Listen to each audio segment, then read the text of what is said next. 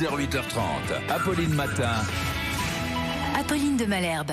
Et on commence tout de suite avec vous, Nicolas, votre portrait du jour. Et aujourd'hui, c'est la DRH de Charlie Hebdo, Marika Brett. Et pourquoi on en parle aujourd'hui? Eh bien parce que hier, en plein procès des attentats de janvier 2015, elle a dû quitter son domicile à la suite de nouvelles menaces. Oui, hier, elle a révélé qu'elle avait quitté son domicile. En fait, lundi dernier, il y a 8 jours, les officiers de police qui la protègent depuis 5 ans la préviennent qu'ils viennent de recevoir de nouvelles menaces. Ce n'est pas surprenant depuis l'ouverture du procès, depuis la republication des caricatures.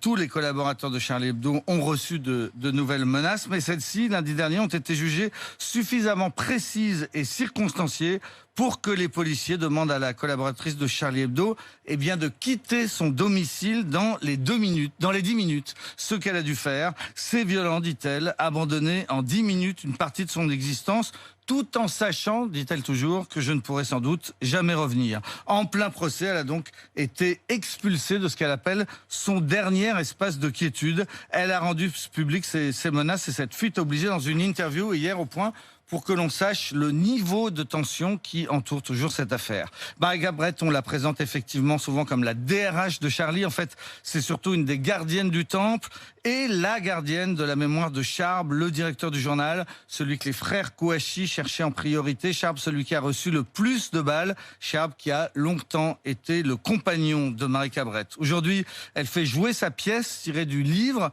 de Charb, lettre ouverte aux escrocs de l'islamophobie qui font le jeu des racistes. Et elle dénonce ceux qui régulièrement s'opposent aux représentations de cette pièce, par exemple des syndicats étudiants comme l'UNEF ou Sud Solidaire, par exemple le président d'une fac à Lille qui n'a pas voulu que la pièce soit jouée, ou bien encore Jean-Luc Mélenchon qui régulièrement accuse Charlie Hebdo d'être un journal raciste. Elle avait un moment quitté le journal avant d'y revenir le lendemain des attentats. Ça veut dire que depuis 5 ans, elle travaille dans des locaux dont elle n'a pas le droit de donner l'adresse. Elle y rentre en passant par un sas de sécurité. Elle travaille derrière des vitres blindées.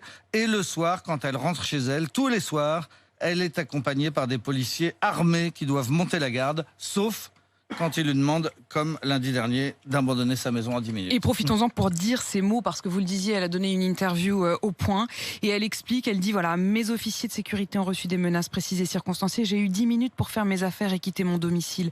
10 minutes pour abandonner une partie de mon existence, c'est un peu court et c'est très violent. Je ne reviendrai pas chez moi, je perds mon domicile à cause des déferlements de haine, cette haine qui commence toujours par la menace pour instiller la peur.